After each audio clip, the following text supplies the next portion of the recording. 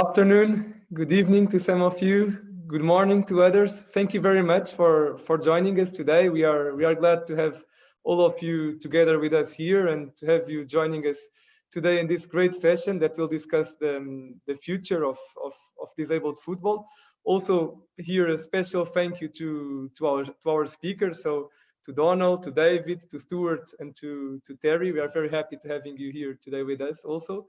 And maybe before we start the discussion itself and to start this session, please just allow me to give a few words about our organization. And so I'm here today on behalf of the Integrated Dreams Association, that is a not-for-profit organization based in Portugal, and that has as main objective, as main aim, to promote the inclusion of disabled people through sports. And our flagship program is the Football for All Leadership Program. That is a course designed to promote employability, entrepreneurship, and networking of disabled people in the sports industry. And hope this program will hopefully be back by October 2021, so in 1 year. And this year we are developing this concept of Football for All talks that consist in free online webinars that take place every week. So every Monday afternoon, and this is our third episode, and we are here to provide and to promote a great discussion and a great interaction in this area of disabled football and the inclusion of disabled people in general.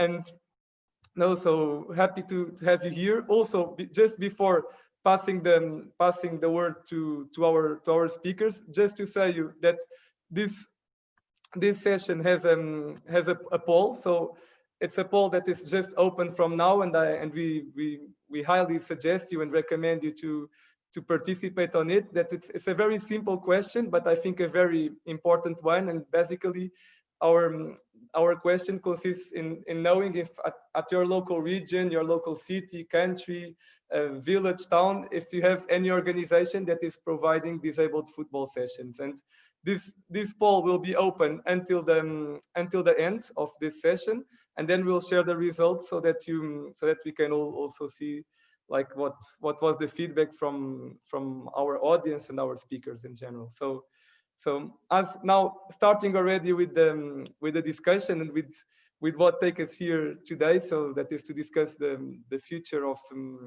disabled football. So maybe here I will ask, and I will ask for each of our four speakers to start like by introducing themselves and the great work that they have been doing in their different organizations. And maybe here starting by you, Terri. So Terri Ritchie is joining us here today. So thank you very much, Terri, for being here today with us.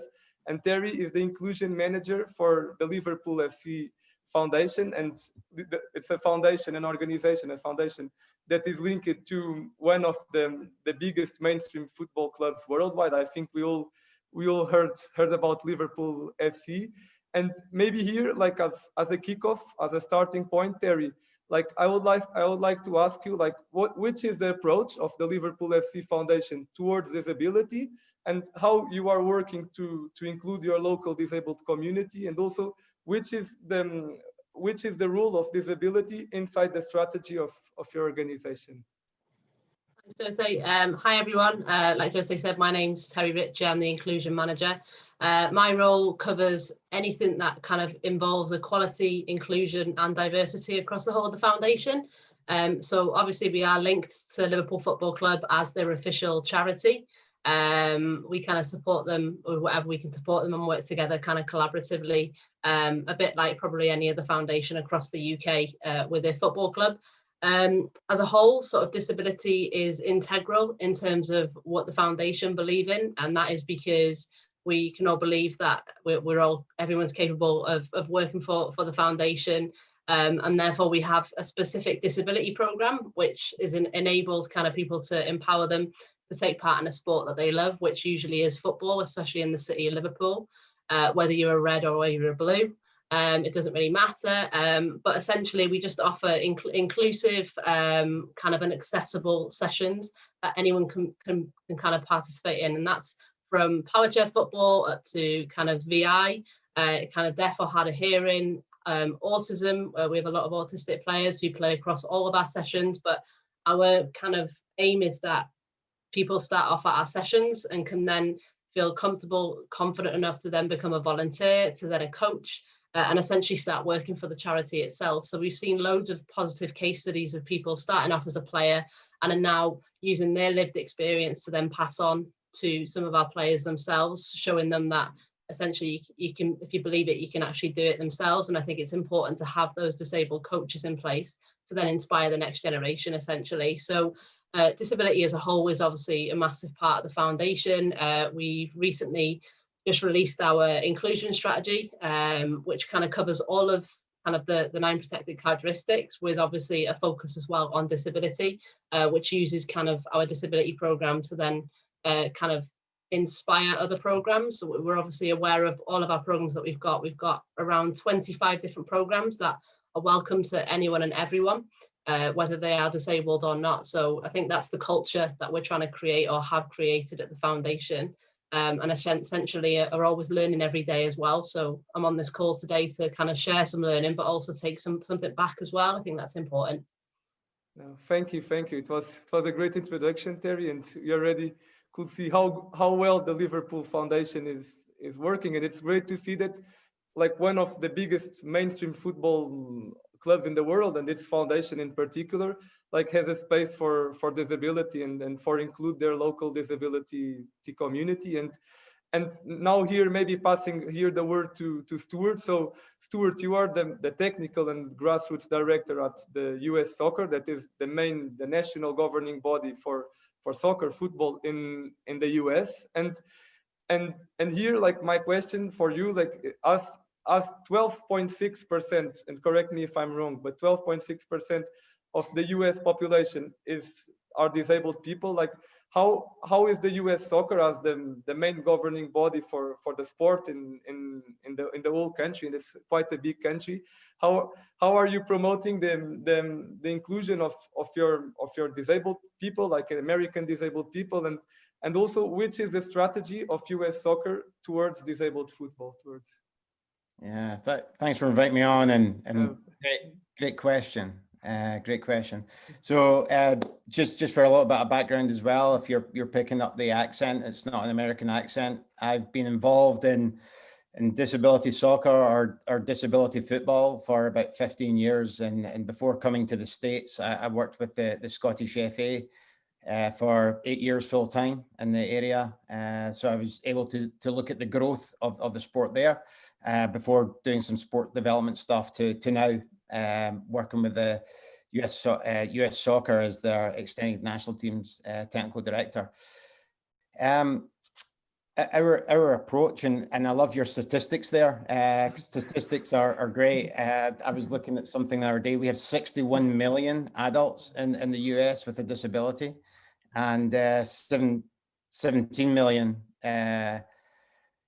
youths with a disability in the States. So it's a big country, and it's a big area to deliver. And the reason I say that is the strategy that we used in Scotland is very different to what we do in the States. So what we do over here is really based on collaboration with our members.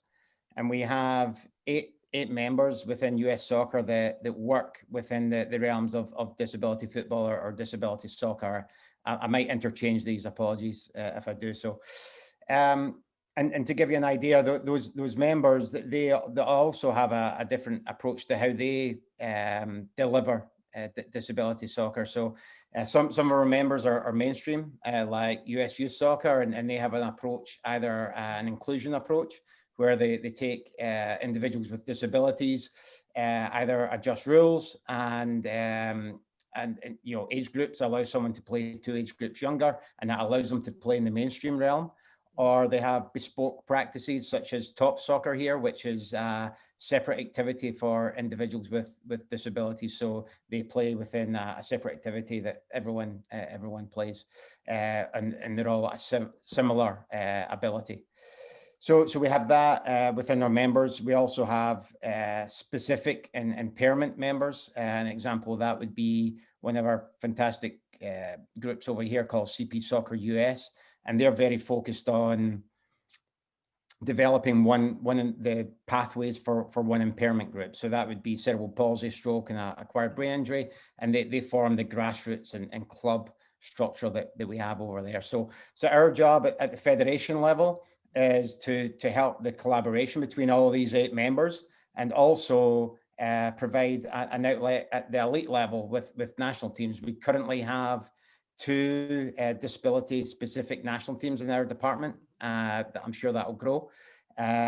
So we provide that pathway to the top. And I suppose actually David, who'll be speaking a little bit later from IBSA, we also have another way, and that's through funding. As the NGB in the country, we also support these members, USABA, which is a member of IBSA on the blind side. We provide them with funding to grow their game. So I suppose inspirational, having a pathway to the national team, and then we help to grow the game through our members, whether that be through collaborating and sharing best practice, and then of course some funding. So yeah, that's our approach in the States. It's a big country, and we try to ensure that we work the best way that suits each individual organization. No, it sounds great, and it's really good to see first to see like such a big country like promoting disabled sports, and in particular in this case disabled soccer, disabled football, and also to see like that, like a national football body, so a national football association has space in its strategy for disability. So well done, and it's also great. It's also great insights from America, Stuart. Great. And now going here to Powerchair football. So to Donal. Donal is the president of the European Powerchair Football Association. That is the organization responsible to promote Powerchair football in Europe and across European countries.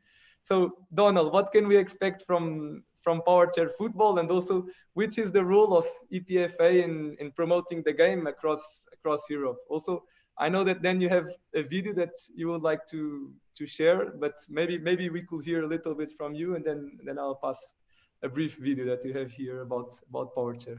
Okay, hello to everyone, and on behalf of European Powerchair Football Association, I'd like to thank Integrated Dreams and José for this opportunity. Powerchair football is a sport for people who use motorized wheelchairs. Foot guards are attached to custom built chairs or to everyday chairs, and propel and spin kick a 13-inch ball to score goals. Our sport is mixed gender sport, 2 teams of 4 players. The game is played primarily indoors on a basketball-sized court. The match consists of 2 20-minute halves. The rules of the sport are very much like association football, and follow very similar laws of the game, with just a couple of differences. So we'd have a 2-on-1 rule, where 2 players from the same team cannot be within 3 meters of the ball, when a player from the opposing team is also 3 meters from the ball. And then a 3 in the box area, and that would be a law where the defending team can't have more than 2 players in the goal area. Powerchair football, we have a classification system to ensure that it protects and champions really what the sport was created for. People in powerchairs don't have a lot of other sports, team sports that they can participate in. So primarily, that's why the sport was created in the first place. It's highly skilled. It's highly intense at the elite level, and it can also be equally enjoyed at the social level. So just you can choose whether you want to progress, to the higher end of football, or you can just still dream that you're playing the World Cup when you're playing with your friends in your local hall on an afternoon. At the European level, our role is really to grow the game primarily, to find new countries, new athletes, build a workforce. to train up new officials and classifiers and coaches who are all essential to the sport. Provide competition, of course, at elite level and camps and youth development for national teams and club teams.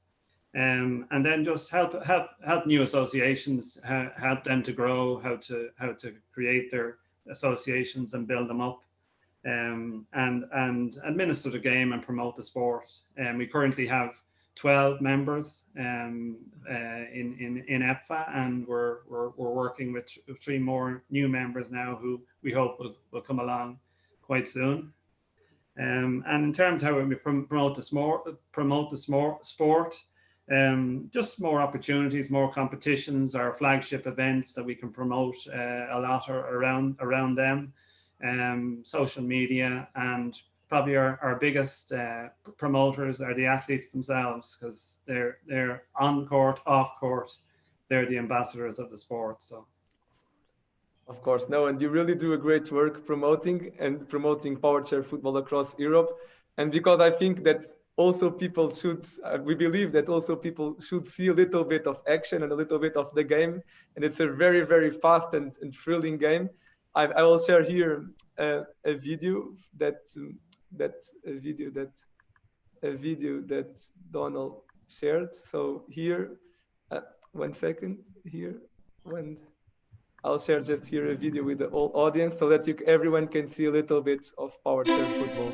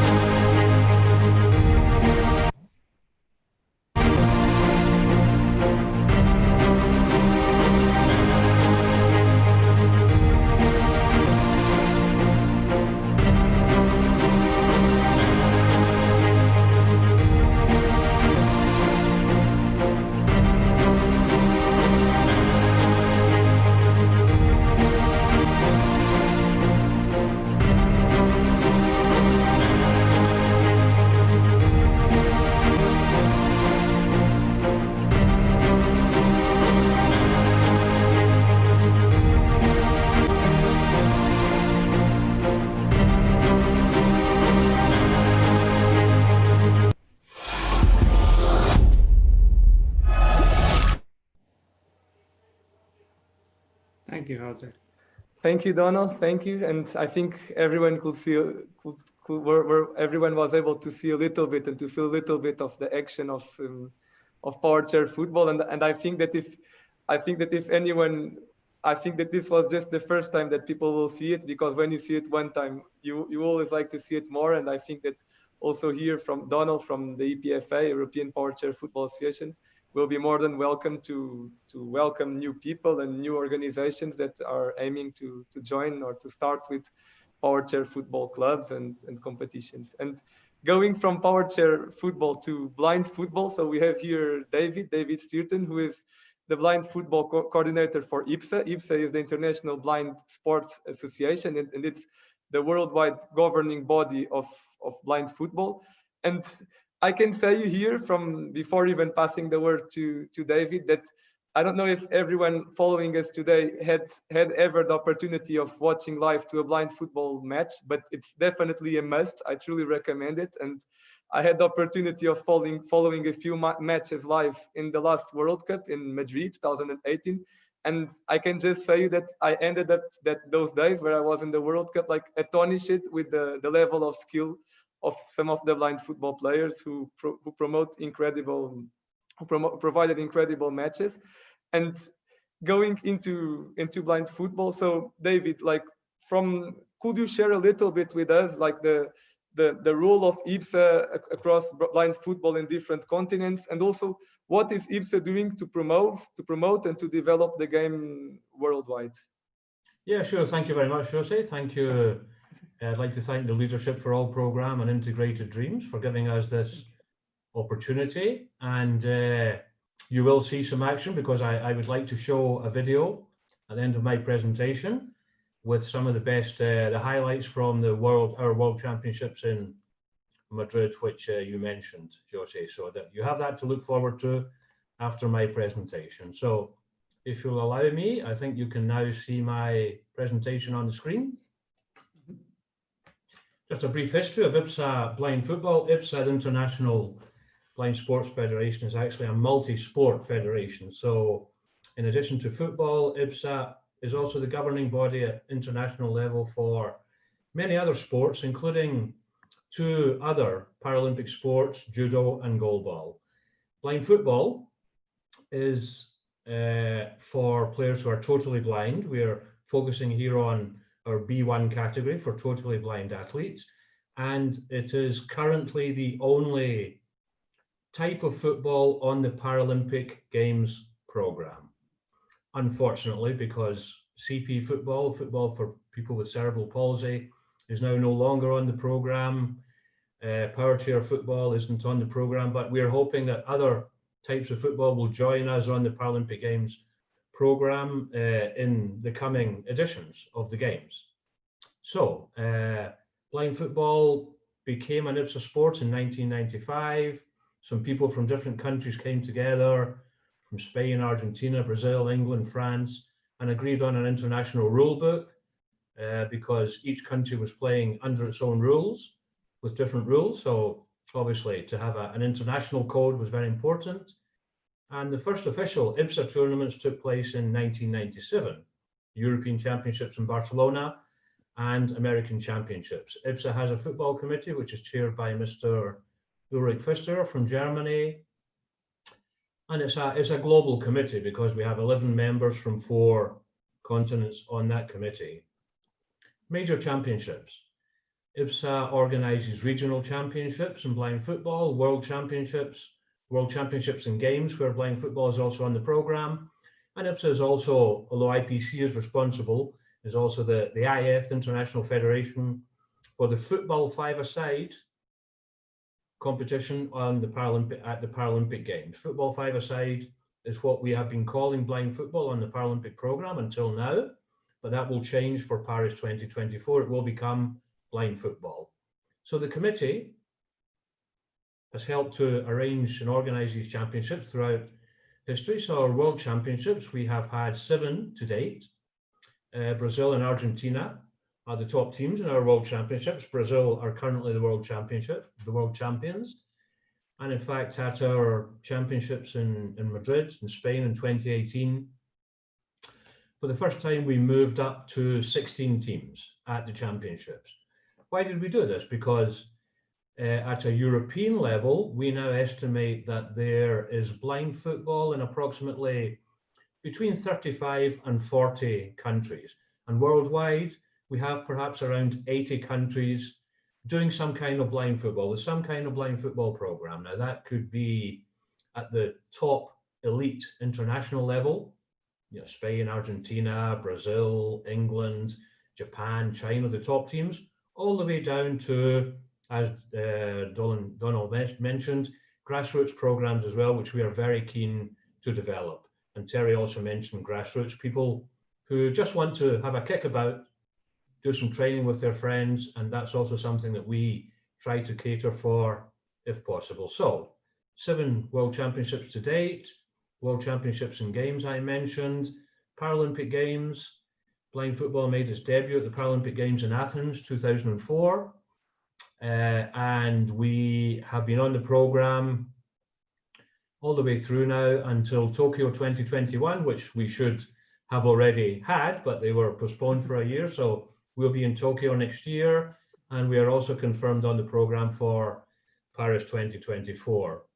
Of course, Stuart, we very much hope to be in your adopted homeland in 2028 at the Los Angeles Games. That decision has still to be taken. And I would like to thank you and US Soccer for the support you've been giving USABA, the United States Association of Blind Athletes, to develop blind football, blind soccer in the United States towards the goal of having a competitive national team in Los Angeles. So thanks for your support, and keep up the good work there.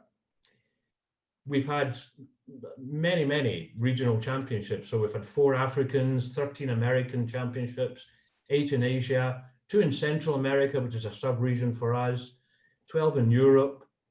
Very important point, José, you mentioned women's involvement in disability football.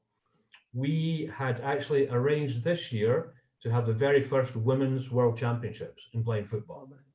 Now, sadly, we've had to postpone those championships until November next year. And in fact, they will be taking place in Africa, which I think is another first. I think it's another important point to have the first Women's World Championships taking place, and also to have them in a developing country in Africa. We hold women's camps regularly, and in fact, we'll be holding a big one next summer in Hereford with support from the English Football Association, in which we encourage women's participation, not only as players, but as coaches, also as referees, as guides, as physios, as team support staff, and so on. So women's involvement in blind football is an extremely important point for us, and it's one of our focus areas. We also have European divisions too, because we have so many teams in Europe. We are in the happy position of being able to arrange a Division 2 to qualify for our European Championships. And also we have a major event, the World Grand Prix, which takes place in Japan, and we'll be having another edition of that in maybe March, April next year. The dates have still to be confirmed. This image here I'm showing you, and for our visually impaired followers, it's a panoramic picture of the blind football or football five-a-side arena at the Rio 2016 Paralympic Games. A spectacular image here, almost a full stadium. I think this was taken just before or during one of Brazil's games as the host country there. So thank you very much for your attention. And José, if you can roll up, if you can start the video. Here it goes. I'll try and provide some audio description for our visually impaired followers, and just to give some background information to those of you who are sighted.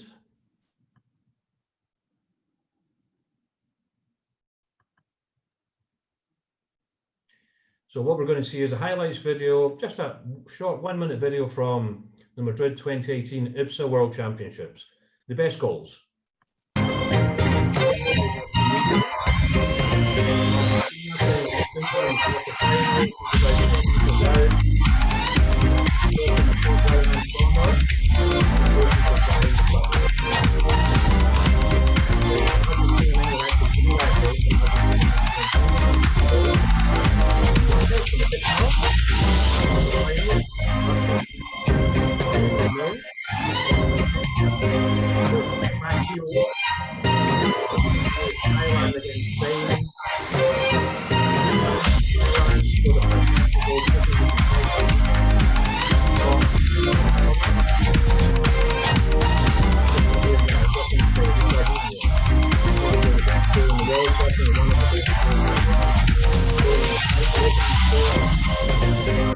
From about 12 meters out, way out on the left wing, he hits it. It's a toe poke. It's a typical futsal move into the bottom right-hand corner. Fantastic goal. So there you go. Just a little taste of blind football at the highest level. Thank you very much. And what a taste! No, and great. And I think now I think after this video you will have a few more spectators in the next World Cup and then the next competitions in general of blind football. And one thing that I think everyone could see already, and it's clearly understandable from all our four speakers today, is that we have here a quite diverse range of organizations and feedbacks concerning disability football. So we have Terri Ritchie from the Liverpool FC Foundation, who is promoting a great community work. So mainly the main focus is at the local level. Then we have Stuart, that is from a national governing football, soccer in this case, body. So that is promoting a great work at the national level, even if it's quite a big nation. Then we have Donal Byrne from European Powerchair Football Association, who is promoting and developing a specific type of disabled football across one continent, in this case, Europe. And then we have David from IBSA, that, as we could see, IBSA organizes not only, but also their main tournament is the World Cup, the Blind Football World Cup. And so it's an organization that promotes a specific game across the whole world, so at a global level. And here, like my question here for all of you will be, like, considering that disabled football is a growing game, and that we all hope that it grows even more in the coming years. So how do you see the space here? And maybe here I will start even maybe with David here. I will start with him. And how do you see, for example, the collaboration between organizations that are traditionally linked to disabled sports? So, for example, the International Blind Sports Association, or even the European Powerchair Football Association, together with mainstream football organizations, and here we have also two, so Liverpool and the US soccer. How can this collaboration be the key for the game to grow, for the different types of disability football to grow across the world? For example, I know that even in IBSA you are already partners of the UEFA Football and Social Responsibility Program. And how can the collaboration with national football associations, with football governing bodies, with clubs, with leagues, be a key point for the development of the game across the world? Thank you, José. Yeah, it is key. We've seen this kind of collaboration at local level, where we have some professional football clubs who have taken on board blind football and are providing training sessions at local level and also organizing blind football teams. We've seen this in many countries, in Germany, in Portugal just recently, and in some other countries. We've seen this at national level, where national football associations have taken blind football on board, especially in England, for example, where the program receives a lot, the blind football program receives a lot of support from the English FA. In Romania also, it's another example where the FA has come in and taken blind football under its wing and is supporting, giving strong support. In the US, USABA or USABA receiving support from US Soccer, and many other examples around the world. And I think it's very important for us to collaborate, for the IOSTs, the organizations that have the expertise, so the expert knowledge in our type of disability, Donal in Powerchair football, and the people from the CP Football Federation, people from IBSA and so on, to work together with people from football clubs, national football associations, to develop the game together, to develop our types of football together, because we can bring so much, but the clubs and the football associations can also provide us with access to facilities, to coaches, to referees, and so many different things that we don't have, unfortunately. UEFA is a great example. We've been able to develop blind football in Europe significantly thanks to the support from UEFA, and we are looking to have some kind of similar arrangement, and I'm sure all the other UEFA partners would agree with this, with other regional football confederations, and also ultimately with FIFA. FIFA, I feel, or we feel, should be doing more to support disability football worldwide. Great. So I think that if any club or mainstream football club or FA wants to start a blind football program, they have the open doors from IBSA. Great to know it.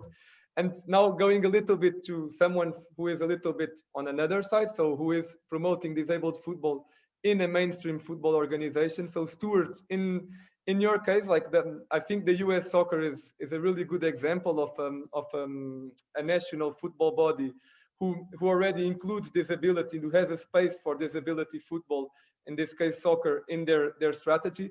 So do you feel, for example, that the model that you created for the US and that you are promoting across the country could be exported to other countries, even to other regions of the globe? Do you think that there will be other national football associations following the American model here, or if you could share it a little bit, your model, and if there will be any possibility of being transported to other countries to. For sure. I suppose my quick answer would be no. In terms of sharing it. And I mean that every single country, every single FA, and the rate specific impairments are developed in each one of these countries is very different. I don't think there's a one method that fits all, that can be across the world. What I would say, and I think David gave a fantastic answer there, and he said the word collaboration a lot, and I think that was key. I think moving forward, that has to be the way, especially post-COVID, that people view the development of disability football, no matter the impairment. I don't think it's a healthy state that everyone becomes reliant on one body within a country. I think it has to be a collaborative effort, that people recognize the expertise in each area and rely on each other to develop the sport. And an example would be, for instance, power soccer that we have in the US. I think we have about 35, 40 teams in the US and a national team. Now that national team isn't a US soccer national team, but what we've done with them is they're on our committee. We are working with them and provided funding to them to develop their curriculum and training. And as our relationship is building and continues to build, we hope to then ensure that when they grow the game from grassroots, that we ensure that their coaches can provide a safe and fun environment, so that base remains. With their clubs, we want to work with them to ensure that the club model can maybe interact with some of our other organizations, like our pro teams, like MLS, so that club model is sustainable. Again, it's not provided just from our federation, but it's a sustainable model. And then at the top of the tree, where just a small percentage make it, at a national team, we want to ensure that the players that make it through this route successfully have a great experience, and they're able to represent the US at the highest level. That all takes collaboration. It's not a case of the soccer federation saying this is the way it's to be done, and it's not a case of disability organizations saying here's our expertise. It's bringing it together. It's bringing soccer and the impairment expertise together, and making sure the environment's the best for the athlete. No, I totally agree, and collaboration, I think, is already one great insight that we take from this session, is that collaboration, I think, is one of the keys between the different organizations, either the ones more linked to mainstream football, either the ones that are traditionally linked to disability sports. I think in order to grow the game, if we are all together, it will definitely be better for all of us. And one question now that I have here for Terri, imagine that this is one question that comes out many times to me, and from your experience and from the work that you are doing at the Liverpool Foundation, if someone decides in a foundation of a mainstream football club, or even directly in the club, or in any organization linked traditionally to mainstream football, if someone is thinking now on creating a disability football strategy, your recommendation will be to start by grassroots, and then go later maybe further to elite or to top class level, or will be already to start with the top team, and then the grassroots would come a little bit as a consequence of this. So my question here, a little bit from your experience, from the work that you do at Liverpool Foundation, which will be mainly your recommendation here? Which will be? I think just as my point of view would always be to start from a grassroots perspective, and that's just because grassroots breeds the talent that we have today. And why not start from there and see where you can go, essentially, and try and breed that talent, create a bit of a talent pathway to essentially set those players on the pathway that they deserve to have. I mean, for us, a lot of our football and disability sport is very much recreational. We have the occasional player that will come as part of their performance, and then we'll actually be playing for the FA, or we'd send them to kind of the FA talent hubs and all that sort of stuff. So we've got a really good relationship with the county FA, which is kind of our local FA, which then obviously links into the national FA around England. So with us, we have a competitive football league that we play in for adults under 16s and under 13s, which has a wide range of young people with disabilities. And then from there, they're essentially in a competitive league, which then they can kind of build up to either they go to a different club where they have a bit more of a performance strategy, or they go to the FA essentially. So I'd always recommend people to start off in Grassroots and link in with us community partners within their area, whether that's a disability charity, whether that's a local special educational school, whether that's your local county FA, whether that's a football foundation, or other teams. Essentially, you could link in with to see where they're getting potentially the disabled people that are coming to their clubs and stuff, and try and essentially share that learning or learn from other people. Because from my experience of working in the disability sector especially, we're always keen, we're all kind of trying to achieve the same thing, and that is to get disabled people into sport or physical activity. And therefore we're always open to kind of sharing kind of our learning and encouraging others to do the same, to take essentially it all off one person trying to achieve the same goal. No, definitely, and no, it makes sense, and Grassroots is always the first step to build the house. It's always, I consider it like as the best way to make a sustainable project is also always, because then you'll have the players for the future, and hopefully more and more good players from disabled football can come from Liverpool and from England. That, by the way, England is one of the countries with more disabled football players. So it's definitely a reference also on this side. And one question now here for Donal. So we already addressed it a little bit. Even David was mentioning that IPSAM is promoting the first Women's World Cup soon. They wanted to promote this year, but due to the pandemic was postponed. And one topic here that I think disabled football cannot avoid at all is women's disabled football, because it should be, disabled football should be open to any boy, any girl, any man, any woman. And here, Powerchair football, I know that it's a very special sport on this side, because it's even a mixed sport. You have men and women playing together. And here I would like a little bit to know, like the effort that European Powerchair Football Association is doing here to promote, to try to take more girls to the game. And also, like, normally, like from your experience, like as being a mixed sport, you usually used to have also girls in your team. Or is it like a fair representation of girls and women in your Powerchair, in the Powerchair football teams in general, or is it still a lot of work to be done on this side? And maybe one day we can have the best Powerchair football player in the world can be a woman. I believe so. But nothing better than listening from you, Denise. Yeah, Jose. Well, I think probably we probably have around 10% of females playing the sport, and obviously we have made several attempts for Paralympic status, and that's one of the things that we need to grow more females playing the sport. It's quite interesting, as a lot of our female players.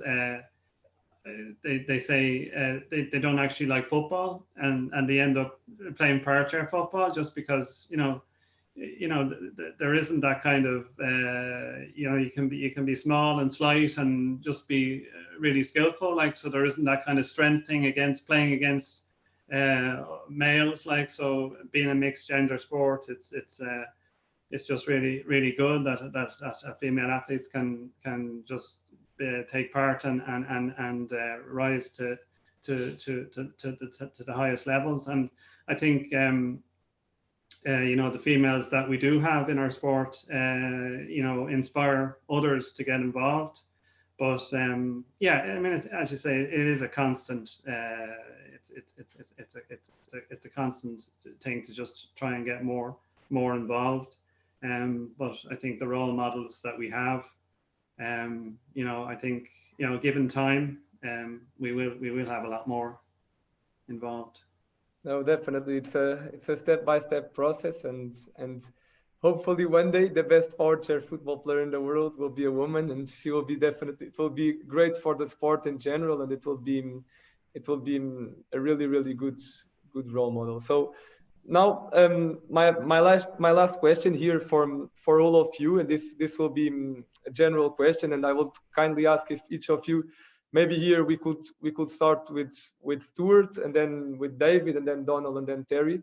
If briefly, like, you could share a little bit the audience with our audience, like the impact that COVID-19 is having in your different activities, projects, and how are your organizations like facing facing these challenges, and also how are you making this an opportunity for your organizations? For example, I know that Donal from the EPFA, you are making a big effort in digital communication. You created the EPFA News, that is a way of engaging digitally and on the social media with your athletes and with your community in general. But maybe here, starting with Stuart, like in a briefly way, like if you could share a little bit with our audience how COVID is impacting a little bit your activities.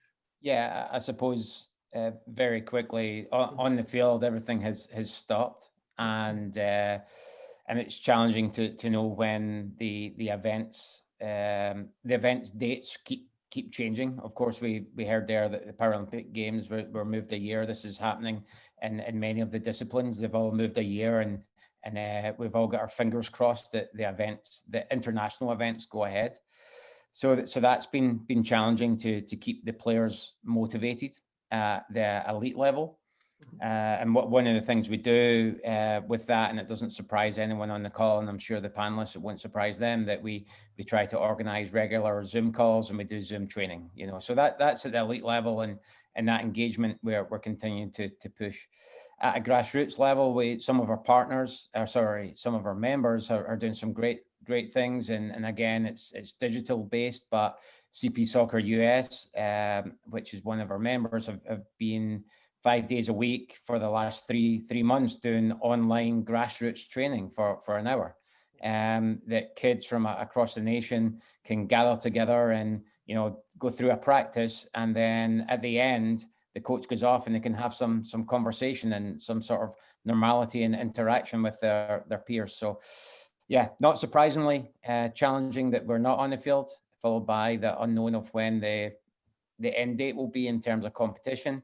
And finally, I suppose, I know you asked me to be brief.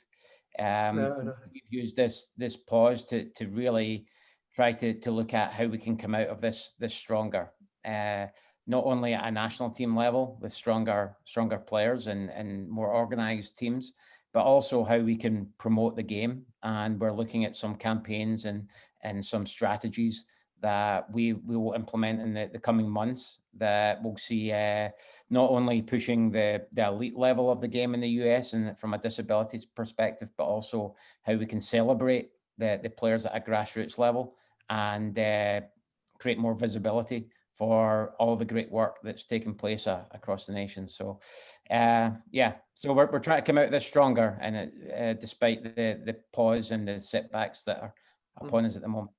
No, that's exactly the right attitude, and this pandemic takes challenges, but it's also an opportunity for us to think on things, and to definitely, we hope all that we come out stronger from this. And in blind football, David, I suppose there were also some challenges, but as it happens with US soccer, I believe that there are also some opportunities coming out from here. So you just told us that you postponed the Women's World Cup, that the first one that you were planning to organize, and also probably the Tokyo 2020, that now is 21, the games were also postponed, the Paralympic Games. So could you please share a little bit what is the current situation now in blind football, and also what good things can come out from here eventually?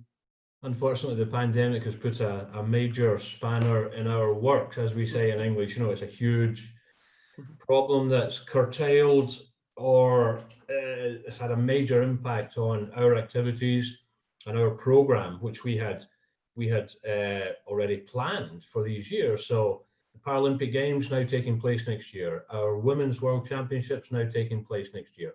Those were our two major events this year. They've been postponed for a year. So what we've had to do within the IPSA Football Committee is to reschedule all of our events from now until Paris 2024. So next year, instead of having regionals, we will have the Women's World Championships and the Paralympic Games, the Grand Prix, one or two other events. We'll have a development tournament in Europe. We'll have the women's camp in England. I mentioned earlier, the development tournament will be in Sweden. And our regional championships have now been moved to 2022. All of our regional championships will take place then. And our world championships, which should have been held in 2022, will now take place in 2023. And the world championships and other events will be qualifiers for 2024, for Paris 2024. So it's we've had to rework all of our program in terms of competitions and elite competitions from now until the Paris Games. We've also had to reschedule some other events which were very important for us and postpone some of our development work. We're looking to move into new parts of the world. So we had everything set up to do some work in the Caribbean at the end of this year, with 10 countries participating in development seminars, workshops in Barbados. Unfortunately, we've had to postpone that until next year. So what we've been doing internally, we've obviously been working on protocols to make sure that when we return to competition, that competition is safe for everyone involved, for the players, support staff, officials, administrators, for everyone who's involved. So we're putting in place protocols which make sure that everything will be safe. We've also taken advantage of the time to work on some other documents and protocols in terms of concussion, for example, which has been identified as perhaps a problem in blind football. We haven't had any serious cases, but we've been working on documents which will make sure the sport is safer when it returns. And also our rules, we've had to change the timetable we had to update our rules.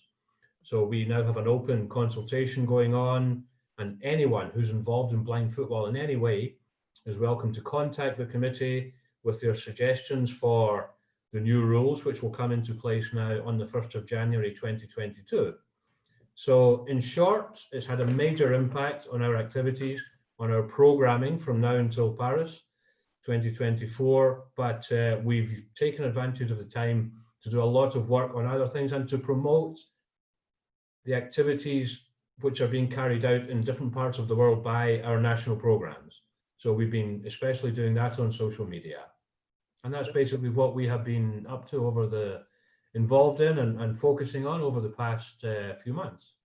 And hopefully after this pandemic, when things come a little bit better, hopefully will be the right time to put in practice all these protocols and to make the game grow even more than before. Because blind football, it's really an incredible sport, and we need it.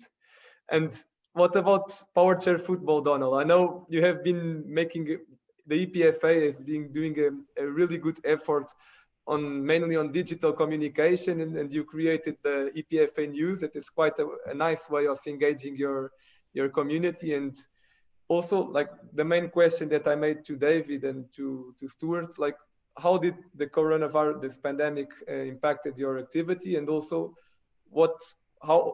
how can also eventually you turn this in some good opportunities for Powerchair football? Yeah, well, I mean, like everyone, it impacted greatly on the mental health, particularly now of the players, and a lot of them were shielding throughout this, individually, like each country has been kind of introducing their own protocols for like more so for a return to just training in clubs, that they can just start to train again. We have one, Denmark, who you know, where cases haven't been as bad as other countries, so they have been able to get back to some competition and have a different kind of league. And I know in other countries, like I think France, their plans have changed again now, and they probably have to restructure the whole league and have a more regionalized league so that people don't have to travel very far. But it's just looking at those kind of, I think a lot of people were working on their protocols prior to the second wave that seems to be there now in Europe again, and so plans, you know, are constantly. It's kind of just it's you know, you make progress and then you're set back, so it's quite difficult to plan too far ahead. We obviously lost, like David, we lost our kind of flagship event of 2020 would have been our Champions Cup in Geneva, and that has been put back now to 2021, and a number of other events. But yeah, it's still. It's very difficult to kind of plan ahead for events too early into the new year until we see what happens.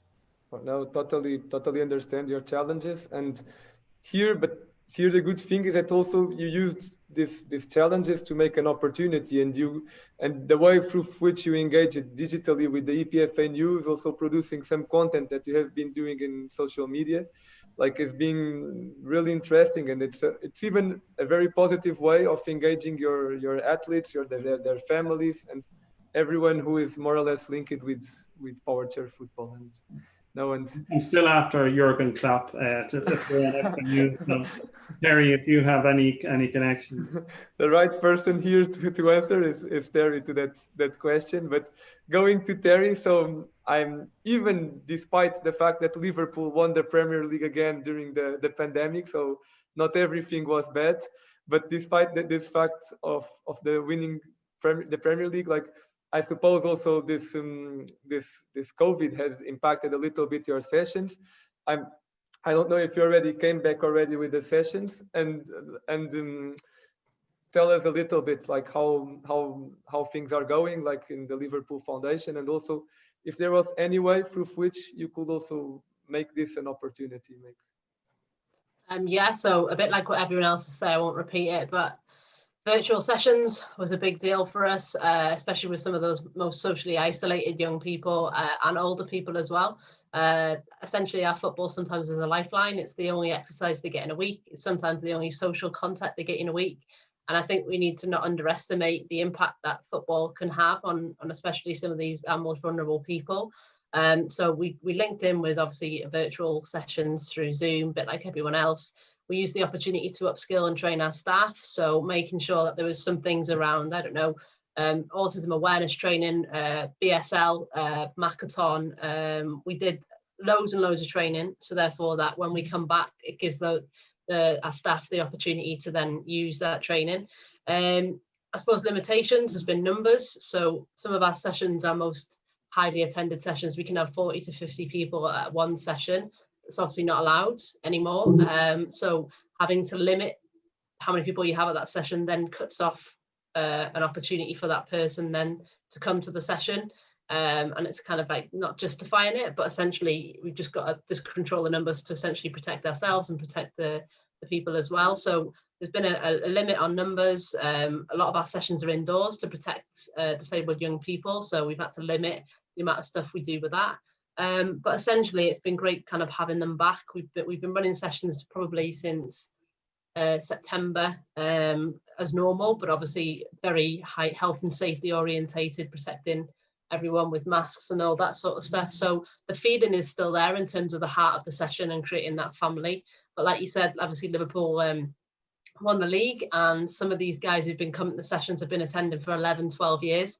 And the foundation's only been around for, I think, just under 20 years. So not being able to celebrate with your friends and your family and all that sort of stuff at a session was hard to take. I think was probably one of the most difficult things for them, but we were able to kind of try and sort that out in terms of having those conversations when we were back to sessions and stuff. So yeah, it's just it's been really, really difficult. And essentially it's been that person-centered approach in terms of making sure that your person is okay, and then essentially returning with football. No, of course, always the first priority is always the people, and in particular here your athletes and the people who join your sessions, and then step by step, and then comes football afterwards. No, totally agree. And no, it's really good the fact that despite all these challenges, your different organizations are still moving on and are fighting here and trying to make also from the challenges to create opportunities, and hopefully this effort will make the difference then when things are better after the pandemic. And I think we will have enough topics to be here talking for much more days, and hopefully there will be many more sessions where we can all join each other. But unfortunately, we have one limitation, that is time, and time always limits us here. So I will just pick up two, three questions from the audience, even because we are already reaching our final. And here we have one question from Nick Harrison for Terri, and he asks Terri if the FA, so in this case the English FA, if the FA gives some sort of help to grassroots development in the area of disabled football, or is that just the role of the clubs?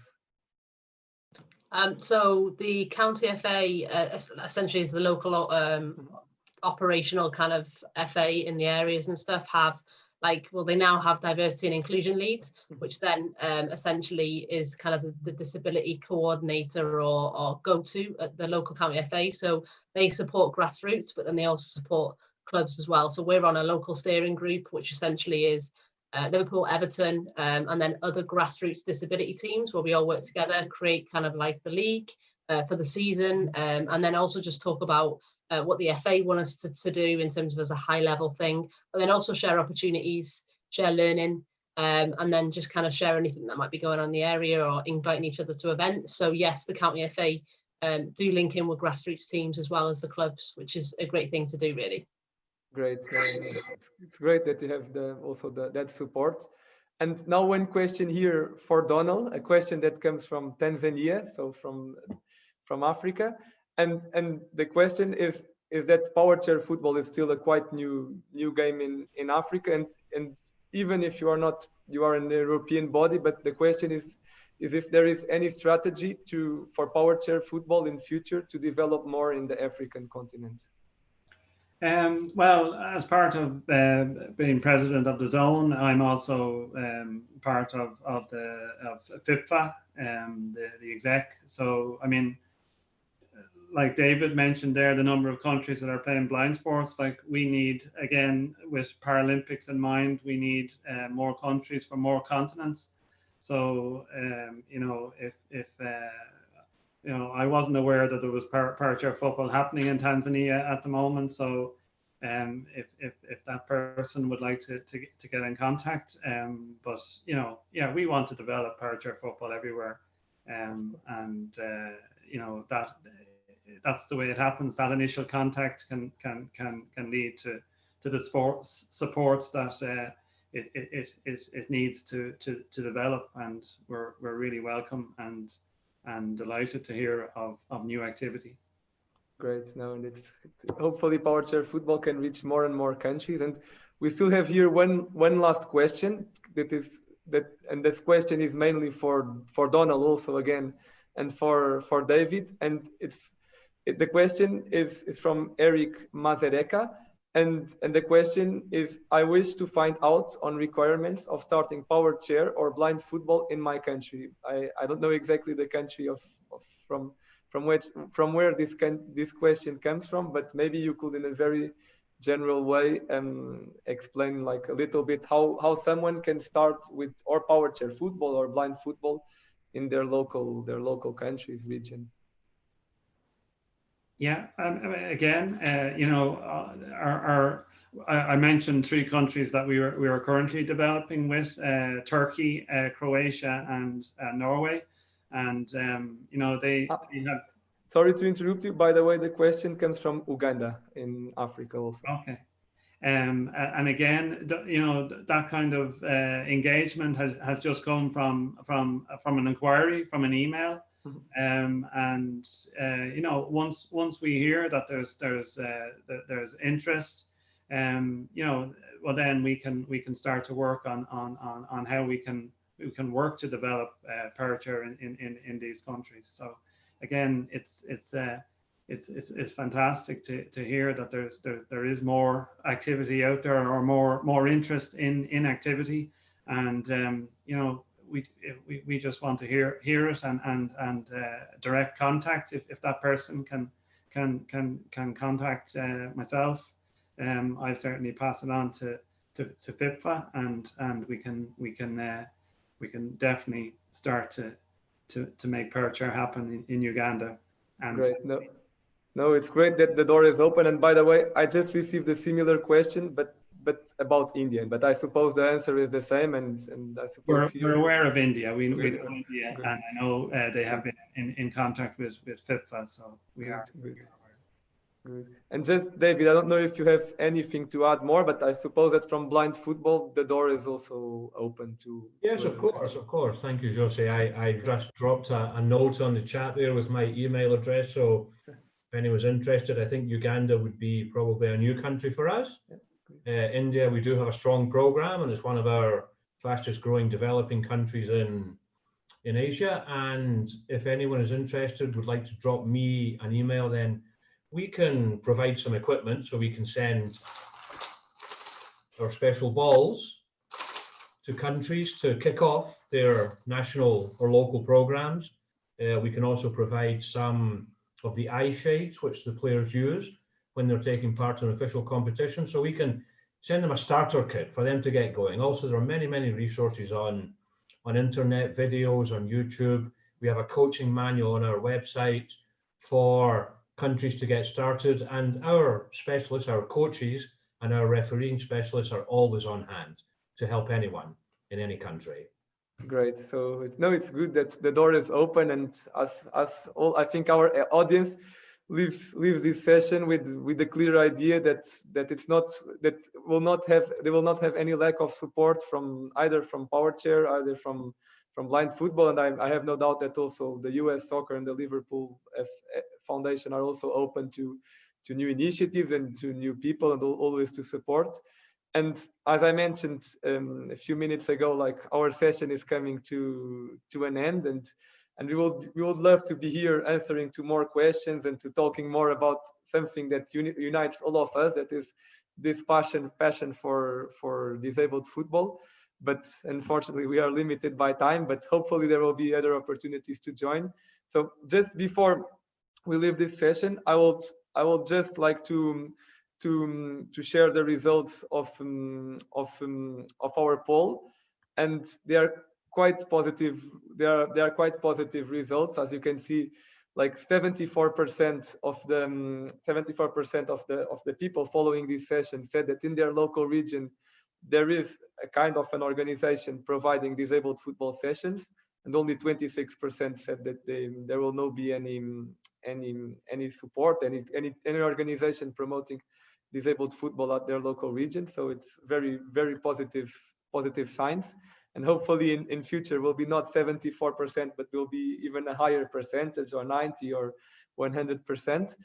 And I just also would like also to use this opportunity to share the session that we will have the next week, and that is also next Monday, a very interesting session that, as you can see now, it will be very specifically addressing the work that FIFA is doing to promote diversity and accessibility, and in general inclusion of disabled people. And we'll have here a great speaker, that is Ala Usta. Ala is the FIFA diversity and accessibility manager, and it will be exactly on 1 week, so next Monday, 26th of October, by 6 p.m. British Standard Time, 7 p.m. Central European Time. And what I can say is that it will definitely work, and it will be great to see how FIFA is working to promoting the inclusion of disabled people.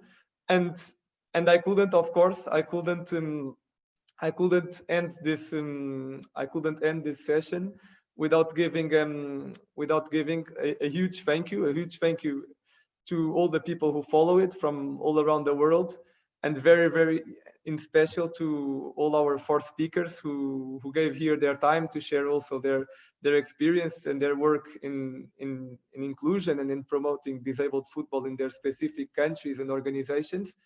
And a huge thank you to you, to Terri, to Donal, to David, and to Stuart. And I can just say you keep on, keep moving on, because you are doing a really good work, and it's really important that people like you continue to promote disabled football around the world. So a very special thank you to all of you, and of course to everyone who follow us. Of course, that if there are more questions from the audience, they can always follow up with us, and I think all the speakers will be available to answer them on a different occasion.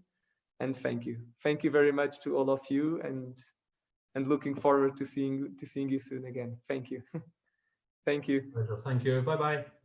Bye bye.